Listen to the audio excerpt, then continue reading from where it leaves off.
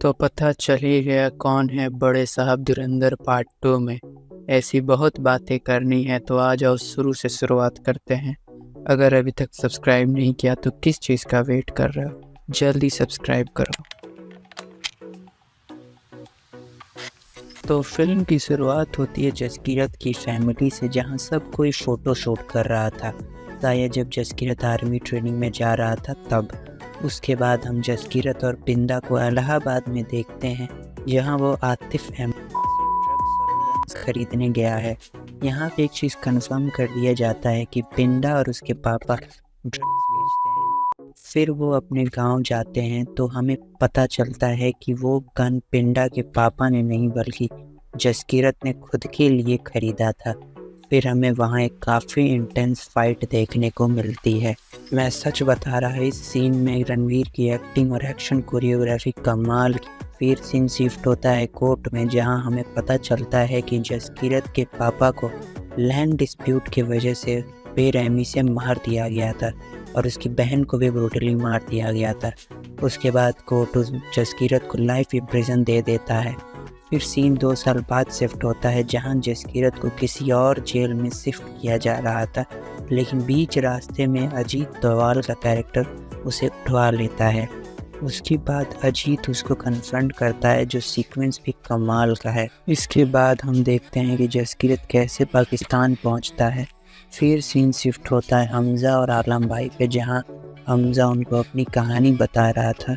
उसके बाद हम फ्यूनरल दिखाया जाता है रहमान डकैत का। उसके बाद बलोच गैंग पठान गैंग से बदला लेने निकलता है।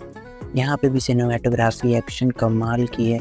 ये गैंग वॉर कई दिनों तक चलता है और इसी गैंग वॉर में चल रही है ऑपरेशन लयारी भी। तो इस गैंग वॉर में बलोच गैंग ने पठान गैंग को बुरी तरीके से हराता है, पर अरशद पप्पू नहीं मिलता। लेकिन फिर जमील जमाली अरशद पप्पू की फील्डिंग सेट करता है अपने फैक्ट्री में बुलवा के, जहां उसने बलोच गैंग को पहले से ही भेज रखा था।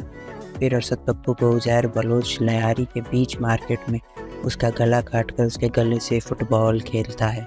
उसके बाद जमील जमाली और हमज़ा मिलकर उज़ैर को दुबई भेज देते हैं और उसे वहीं अरेस्ट कर लिया जाता है। इसी दौरान हमज़ा बलोच गैंग का लीडर बन जाता है। इसके बाद हमज़ा अपनी प्लानिंग करना स्टार्ट करता है कि वो कैसे टेररिस्ट को मारेगा, पर उससे पहले हमें बड़े साहब के बारे में बताया जाता है, जो और कोई नहीं बल्कि दाऊद इब्राहिम है। फिर हमें यहाँ बहुत सी चीज़ें क्लियर की जाती हैं, जैसे कि दाऊद का प्लान इंडिया में नकली नोट पहुँचाने का है, वो भी 60,000 करोड़। उसके लिए उसने खनानी की मदद ली थी। उसने हमज़ा से भी वेपन लाने के लिए बोला और इंडिया में ट्रक भी पहुँचाने के लिए बोला। यहाँ हमें एक चीज़ और क्लियर की जाती है कि आतिफ अहमद आईएसआई के लिए काम करता है। तो आगे बढ़े तो इंडिया से कुछ लोग आते हैं ड्रग्स लेने के लिए, तो उनमें से एक और कोई नहीं बल्कि पिंदा था। तो वो पिंदा को ड्रग्स की टेस्टिंग के लिए जाते हैं। उसके बाद पिंदा हमज़ा के घर पार्टी में जाके हमज़ा को पहचान लेता है। इसके बाद हमज़ा और पिंडा में थोड़ी लड़ाई होती है। इसी लड़ाई के दौरान हमज़ा पिंडा को मार देता है, पर इसका सारा ब्लेम आलम अपने ऊपर ले लेता है।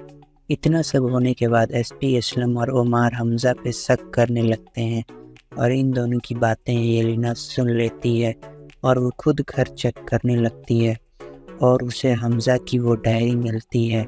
उसे पता चल जाता है कि हमज़ा एक इंडियन एजेंट है, पर वो उसे मारती नहीं क्योंकि वो उससे प्यार करती है। हमज़ा उससे वादा करता है कि वो डायरी में लिखी हुए नाम में सबको मार देगा और वहाँ से चला जाएगा। तो आगे बढ़े तो उज़ैर को दुबई से पाकिस्तान भेजा जा रहा है, लेकिन एसपी ये नहीं चाहता कि हमज़ा के लोग उज़ैर को बचा लें। इसलिए एसपी ये प्लान बनाता है कि वो हमज़ा और उज़ैर को दोनों को जेल में डाल देगा। तो ओमार को उज़ैर को लाने के लिए भेजता है और खुद हमज़ा को लेने के लिए जाता है, लेकिन बीच रास्ते में हमज़ा एसपी को मरवा देता है। इसके बाद उज़ैर जेल में डाल दिया जाता है और हमज़ा दुबई अजय सनियाल से मिलने जाता है। इसके बाद अजय सनियाल हमज़ा को उसके प्लान एग्जीक्यूट करने का परमिशन दे देता है। इसके बाद हमज़ा धीरे धीरे सभी लोगों को मार देता है।